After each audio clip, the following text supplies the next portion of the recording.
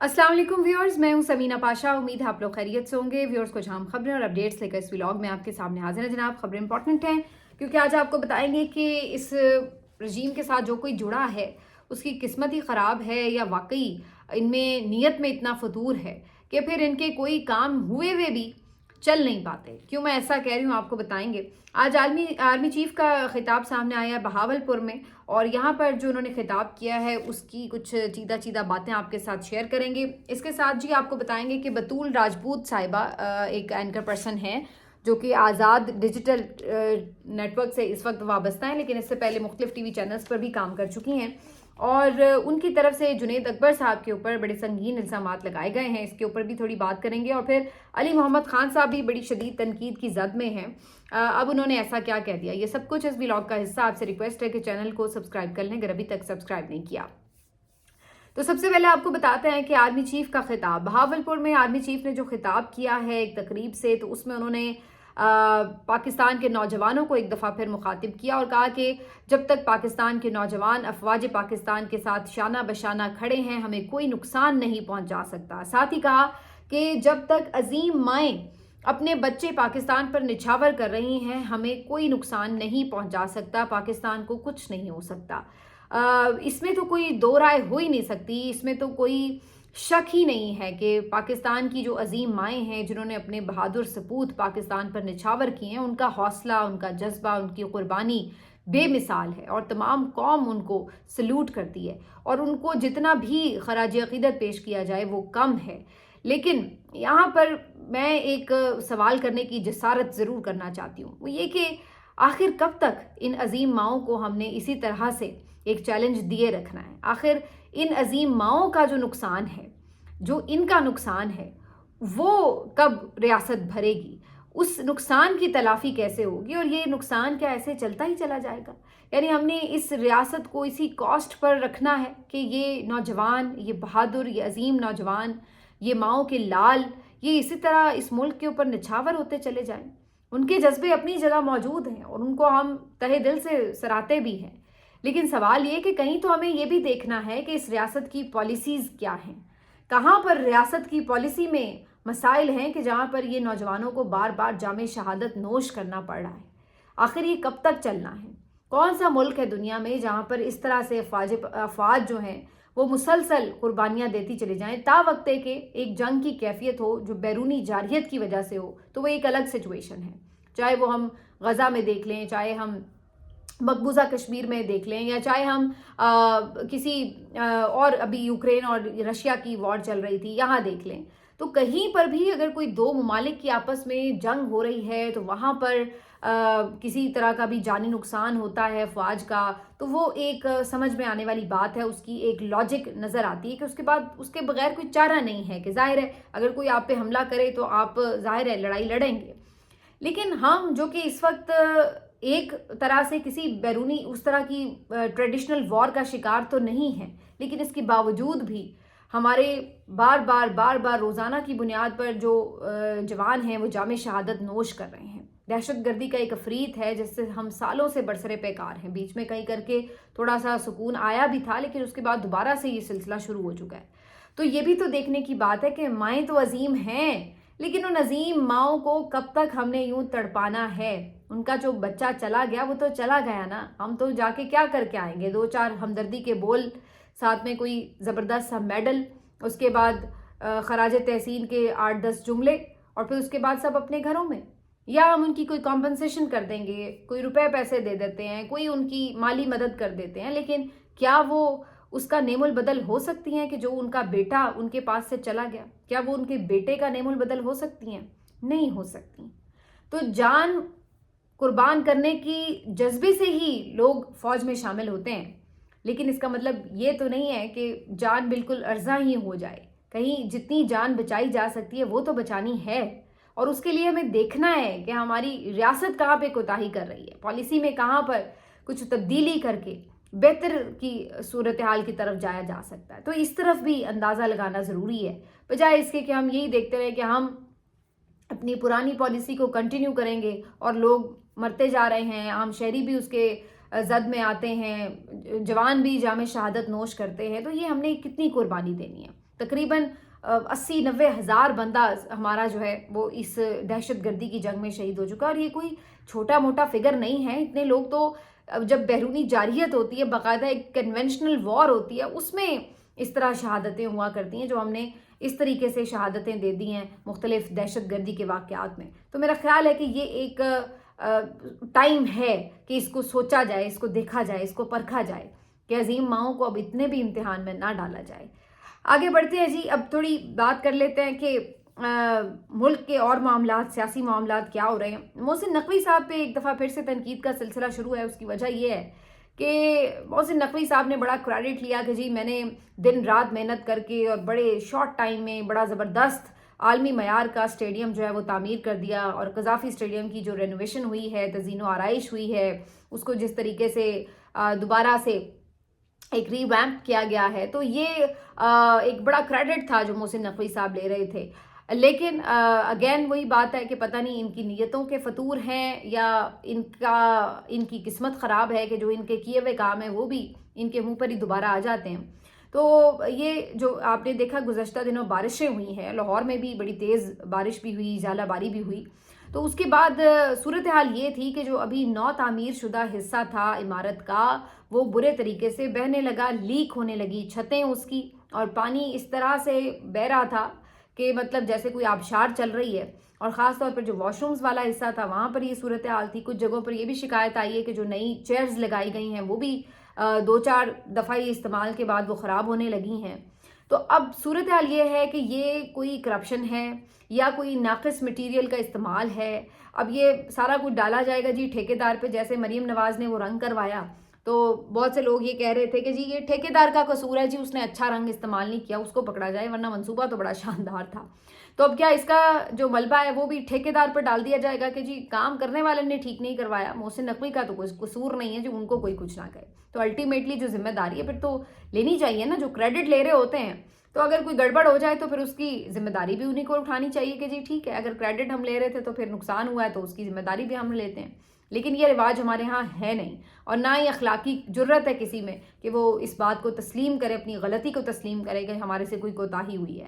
لیکن یہ ایک افسوسناک بات تھی کہ ابھی جمعہ 8 دن ہوئے ہوں، آپ کا اسٹیڈیم پہ اتنا پیسہ آپ نے لگایا ہو اور آپ اس کو اتنا ڈھول بجا رہے ہوں کہ جنہیں ہم نے بڑا کوئی کارنامہ کر دیا ہے، لیکن اس کے بعد پھر یہ صورتحال ہو. تو میرا خیال ہے کہ اس کے اوپر بالکل چھانبین بھی بنتی ہے کہ کیوں اس طرح سے ہوا ہے یہ واقعہ. اور اس طرح کے آگے آنے والے دنوں میں، ابھی تو یہ ایک انٹرنیشنل ایونٹ چل رہا تھا چیمپئنز ٹرافی کا، اور پھر آگے آپ نے کئی میچز کرنے ہوتے ہیں انٹرنیشنل میچز. تو اگر یہ آپ کی اسٹیڈیمز کی حالت زار ہوگی تو پھر آپ کس منہ سے باقی جو وہاں ICC میں جا کر اپنا مقدمہ لڑیں گے کہ جناب ہمارے ملک میں ایونٹ رکھا جائے. تو یہ ایک بڑی سوچنے اور سمجھنے کی بات ہے. تو محسن نقوی صاحب نے اسٹیڈیم کا بھی بیسکلی وہی حال کیا ہے جو انہوں نے کرکٹ ٹیم کا کیا ہے. جیسے کرکٹ ٹیم کو انہوں نے برباد کی ہے تو وہی حال انہوں نے کرکٹ اسٹیڈیمز کا بھی کر دیا ہے. تو ایسی کچھ صورتحال ہے. بہرحال ایک دفعہ پھر وہ کافی تنقید کی زد میں، اور مزے کی بات یہ کہ ان کو ریسکیو کرنے کے لیے آئے ہیں عطا تارڑ صاحب، جنہوں نے باقاعدہ کہا کہ جی ان پہ کیوں آپ تنقید کر رہے ہیں، انہوں نے تو بڑا سنہرا کام کیا اور یہ ہو گیا وہ ہو گیا. تو محسن نقوی صاحب ہوں، فیصل وافدہ صاحب ہوں، یہ وہ لوگ ہیں جن کو بیچارے PMLN والے کچھ کہہ ہی نہیں پاتے. یہ سامنے بٹھا کے بھی ان کو شرمندہ کر دیں، ان کی بےزتی بھی کر دیں تو یہ چپ کر کے اس بےزتی کو برداشت کرتے ہیں، کیونکہ وہ بڑے صاحب کے لوگ ہیں، اور بڑے صاحب کے لوگوں کے آگے پھر جو اردلی وزیر اعظم کے آگے کہیں ان کے ملازم ہیں تو وہ بیچارے ان کے آگے کیا بولیں گے. تو پھر یہ چین جو ہے وہ ساری خراب ہو جاتی ہے. اس لیے ان کو نہ صرف یہ کہ ان کا دفاع کرنا پڑتا ہے بلکہ بڑا کچھ ان کا برداشت کرنا پڑتا ہے. تو یہ اس وقت صورتحال ہے. آگے بڑھتے ہیں جی. آپ کو بتاتے ہیں کہ آزاد ڈیجیٹل چینل کے حوالے سے میں نے آپ کو بتایا تھا جنید اکبر خان صاحب نے ایک انٹرویو دیا. اس انٹرویو کے کیپشن کے اوپر کافی کنٹروورسی بنی اور کہا گیا کہ جی وہ ایک غلط کیپشن دیا گیا ہے. میں نے خود بھی وہ کلپ دیکھا تو مجھے لگا کہ جو تاثر بنانے کی کوشش کی گئی ہے کیپشن سے، بہرحال وہ بات وہ نہیں کہہ رہے تھے. ہاں یہ ضرور ہے کہ آؤٹ آف کانٹیکسٹ ان کی بات کو استعمال کیا گیا، اور اس چیز کے اوپر جب تنقید شروع ہوئی تو پھر جنید اکبر نے ایک ویڈیو بنا کر اس کے اوپر وضاحت بھی دی. اب کل کے روز بطول راجپوت صاحبہ نے ایک ٹویٹ بھی کیا اور اس کے ساتھ ساتھ انہوں نے ایک ویڈیو بھی بنائی. بطول راجپوت صاحبہ جو ہیں وہ ایک خاتون جرنلسٹ ہیں, میری بھی ان سے اچھی بات چیت کبھی کبھار ہو جاتی ہے, اور ڈان نیوز میں بھی کام کر چکی ہیں, نیوز ون میں بھی, اور بھی شاید کچھ چینلز میں کام کر چکی ہیں. حال ہی میں ایک نیوز کے ساتھ وابستہ تھیں, پھر وہاں سے معلوم نہیں کہ کن وجوہات کی بنا پر بہرحال وہاں سے وہ پھر اب استعفیٰ دے چکی ہیں, اور آج کل وہ آزاد ڈیجیٹل چینل جو ہے اس کے ساتھ وابستہ ہیں, اور وہاں پر وہ مختلف انٹرویوز وغیرہ کنڈکٹ کرتی نظر آتی ہیں. تو بطول راجپوت صاحبہ نے ایک ٹویٹ یہ کیا کہ ان کو ہراساں کیا جا رہا ہے یا ان کو گالیاں دی گئی ہیں, ان کے ساتھ بدتمیزی کی گئی ہے. ان کا یہ کہنا تھا کہ جنید اکبر صاحب کے اوپر جب تنقید ہوئی اس انٹرویو کے بعد تو انہوں نے اس کا غصہ یوں نکالا کہ بطول راجپوت صاحبہ کو کال کی, اور اس کال کے اوپر انہوں نے ان کے ساتھ بہت بدتمیزی کی, ان کے ساتھ نازیبا الفاظ کا تبادلہ کیا, ان کو بکا ہوا صحافی کہا, اور ان کے ساتھ ان کو گالیاں بھی دیں, اور یہ سب کر کے ان کو بیسکلی انہوں نے ہراساں کیا. تو یہ ان کے الفاظ تھے, اور انہوں نے کہا کہ جی اس کے اوپر وہ خاموش نہیں رہیں گی, وہ یقیناً اس کے اوپر کنڈیم بھی کریں گی اور سب کو بتائیں گے کہ انہوں نے جنید اکبر صاحب نے یہ کیا ہے. اور پھر انہوں نے ایک ویڈیو بھی بنائی, اور اس ویڈیو میں بھی انہوں نے کم و بیش یہی باتیں دہرائیں, اور ساتھ ساتھ انہوں نے وہ چینل کا جو انٹرویو تھا اس کا کلپ بھی جو ہے وہ بھی ساتھ اٹیچ کیا کہ آپ خود دیکھ لیں کہ انہوں نے کیا کہا یا کیا نہیں کہا. اچھا, اب اس کے اوپر جو ہے دو طرح کی ایک کیمپین جو ہے وہ سٹارٹ ہو گئی. ایک طرف جو بہت سے عورت کارڈ والے لوگ ہیں اور جو خواتین کے حقوق کی بات کرنے والے لوگ ہیں, ویمن امپاورمنٹ کی بات کرنے والے لوگ ہیں, وہ سامنے آئے, انہوں نے کہا کہ دیکھیں جی پی ٹی آئی کا تو وتیرہ ہے کہ یہ ہر خاتون صحافی کے پیچھے پڑ جاتے ہیں اور ان کے ساتھ یہ بدتمیزی کرتے ہیں, ان کو یہ بلی کرتے ہیں, ان کے ساتھ یہ گالم گلوچ کرتے ہیں. تو یہ ایک پہلا موقع نہیں ہے, آسمہ شیرازی صاحبہ ہوں, غریدہ فاروقی صاحبہ ہوں, اور یا اب یہ آپ دیکھ لیجئے بطول راجپوت صاحبہ ہوں, تو ان سب کو انہوں نے باقاعدہ ٹارگٹ کر کے جو ہے اس طریقے سے ان کے خلاف ایک کیمپین شروع کر دیتے ہیں. جبکہ دوسری طرف جو پی ٹی آئی کے لوگ ہیں ان کا ورژن یہ تھا کہ جنید اکبر صاحب نے ایسا کوئی کام کیا ہی نہیں ہے, نہ انہوں نے ایسی کوئی گالیاں دی ہیں, اور اگر ایسا کچھ ہے تو پھر بطول راجپوت کو چاہیے کہ کال ریکارڈنگ تو ہر اس وقت موبائل میں آپشن موجود ہوتا ہے, تو اگر وہ ایسا کچھ انہیں برا بھلا کہہ رہے تھے تو اسی وقت وہ کال ریکارڈ کر لیتی, کوئی ریکارڈنگز دکھا دیں کہ جس میں سامنے ثبوت آ جائے کہ واقعی جنید اکبر نے ایسا کہا ہے, تو اس سے واضح پتہ چل جائے گا کہ جی واقعی انہوں نے ایسا کہا ہے, تو پھر سارے مل کے انہیں کنڈیم کر لیں گے. اور دوسرا, سب اس بات پہ بھی متفق نظر آ رہے تھے کہ جی آزاد چینل کے اوپر یہ جان بوجھ کر اس پورے معاملے کو ہوا دی جا رہی ہے, اور یہ بطول راجپوت صاحبہ جو ہیں وہ اس میں کردار ادا کر رہی ہیں, اور وہ اس وجہ سے جنید اکبر صاحب کو کانٹروورشل کرنا چاہ رہی ہیں, کیونکہ اس وقت عمران خان صاحب کا اعتماد بھی انہیں حاصل ہے, اور آگے آنے والی تحریک کے لیے وہ لوگوں کو موبلائز کر رہے ہیں. تو یہ ساری وجوہات کی بنا کے اوپر ان کو جو ہے وہ جان بوجھ کے متنازع بنایا جا رہا ہے.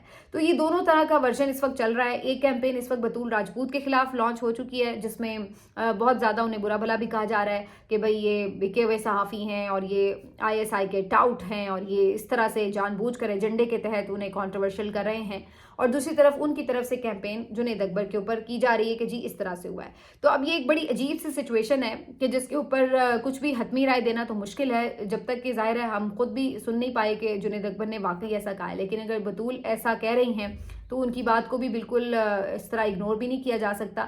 لیکن ایک بات ضرور ہے, جو جنید اکبر صاحب کی پرسنالٹی ہے اس کو دیکھتے ہوئے اگر میں اپنی ایک ججمنٹ دوں تو میرے خیال سے میں ایکسپیکٹ نہیں کرتی کہ وہ کسی خاتون کے ساتھ گالم گلوچ کریں گے.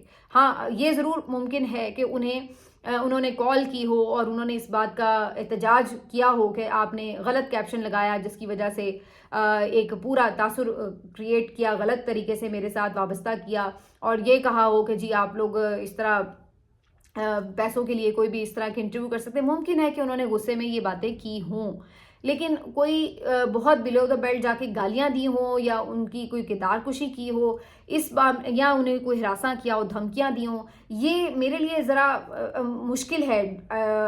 مطلب میرے لیے یہ حیران کن بات ہے اگر ایسا ہوا ہوگا. میری سمجھ میں نہیں آتا کہ جنید اکبر جس طرح کی پرسنالٹی کیری کرتے ہیں, میں یہ ایکسپیکٹ نہیں کرتی کہ وہ اس طرح کی جو بات ہے وہ انہوں نے کی ہو سکتی ہے.